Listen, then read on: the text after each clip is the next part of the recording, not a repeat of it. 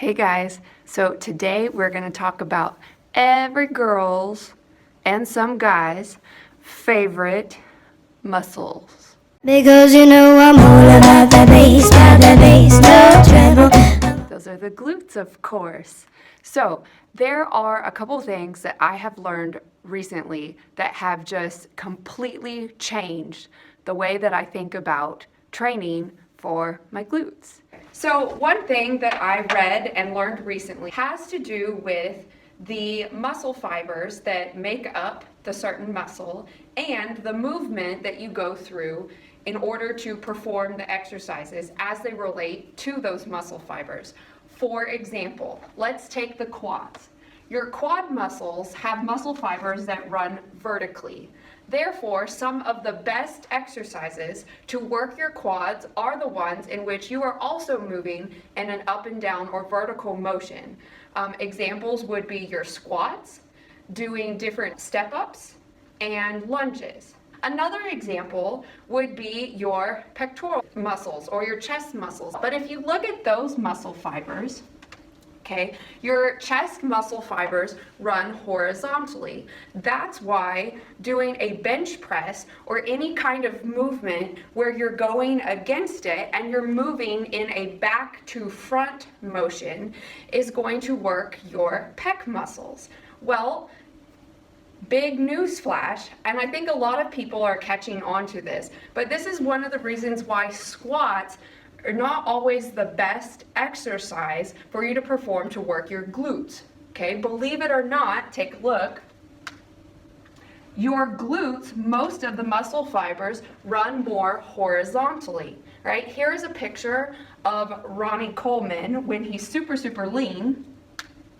And if you look at that, you can even see the muscle fibers going in that direction, okay? That's why those front to back movements are so key and important in training your glutes. There are all kinds of different hip extension exercises in which you move in that direction, which you need to incorporate more of into your leg day routines if you really want to strengthen and shape and build your glutes. All right, so I want to take a minute to talk about what it is exactly that your glute muscles do. A little experiment. Just stand there, feet parallel, shoulder width apart, and squeeze your glutes really hard. Okay, what you will notice is that your pelvis tips forward, your hips are extended, and actually your thighs are rotated back. These movements are why we have our glutes. That's what they enable us to do.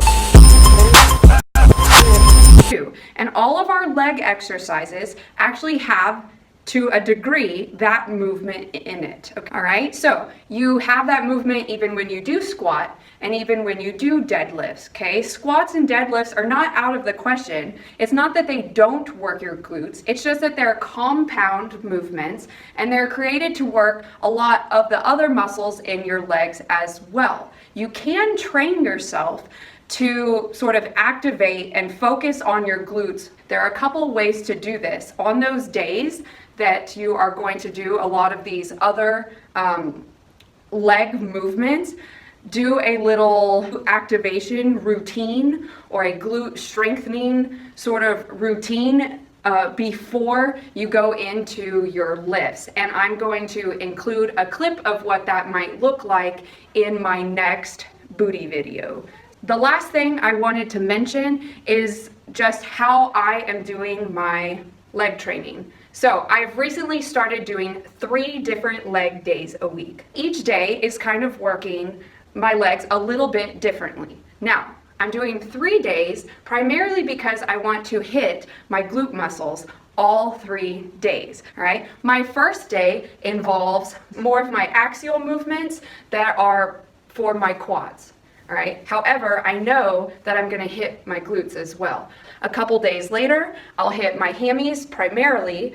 And my third and final day, which you're going to see a workout that I did in this video in just a minute, okay, is the one that's using more of my antero-posterior movements, hip extension movements, which are more of the front to back to work those horizontal glute fibers. And those movements are going to be your heavy hip thrust. All right, that's enough of that. Instead of me just telling you about the workout, let me show you the workout. So I took clips from 2 different days of performing this workout and compiled them together just so that you can see the best clips.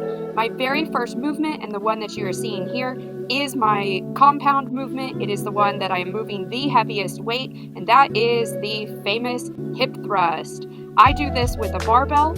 You can do it with a plate, especially if you think that having that barbell sitting on your pelvic area is super painful, which I know that some people do. However, if I use a heavy pad like I'm doing here, I don't have trouble with it. There are 2 key things that I want to remind you of when you're doing these hip thrusts. First of all, one mistake a lot of people make is they let their head go back. I try to pick a spot on the wall and stare at it the whole time, even when I'm fully extended up. The second one is to not let your spine go. Keep it in a straight line. Therefore, you'll prevent feeling it more in your back and transferring that weight to your glutes. As always, and something to remember with every glute exercise, really squeeze at the top. All right, this second exercise is the cable glute kickback. I own an ankle strap of my own and I carry it around with me in my gym bag. Most gyms have one, some of them don't, but you can also use just the handle attachment and stick your foot through it if you have to. I did 3 sets of 24 reps on each leg. Now, the reason I did 24 is because I did 8 reps working at different angles. The first 8 reps were performed with the cable right in line with my knee. Then I moved slightly outward and did 8 more reps so that the cable was aligned slightly on the inside of my knee. And then lastly, I moved over to the other direction so that the cable was on the outside of my knee. I can feel these in different areas of my glutes with each different angle. If you haven't done these before, start with a very light weight. Even though I've worked up in weight, I can still really feel the burn on the lightest setting.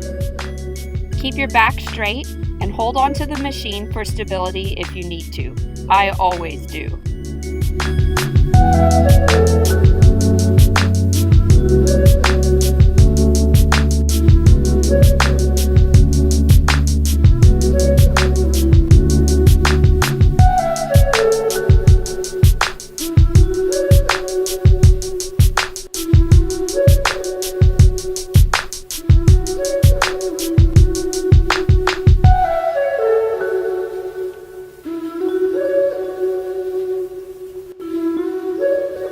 Okay, our third exercise is the seated abduction machine.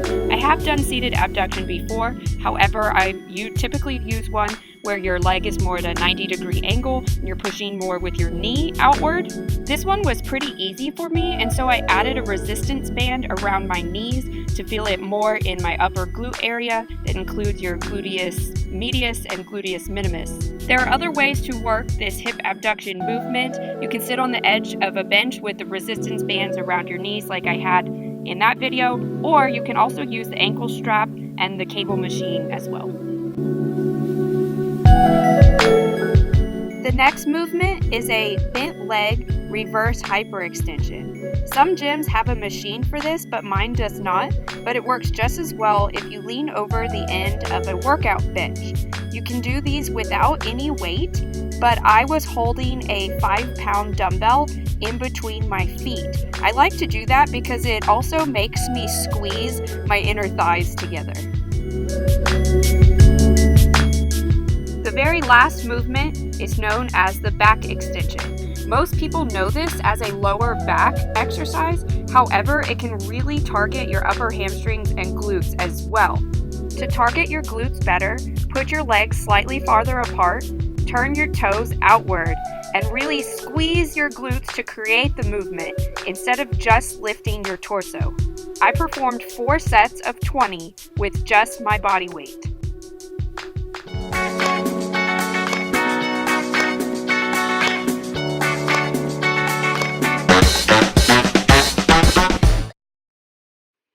Wait, one more thing. Just remember, this was only one part of my 3 booty building workouts. Make sure to subscribe to my channel so you're notified when part 2 and part 3 are ready. You can do so by clicking on my picture in the bottom right corner. You can also follow me on Instagram at Mandy Nicole Fit to hear tips, tricks, new exercises, motivation, and recipes. Thanks for watching.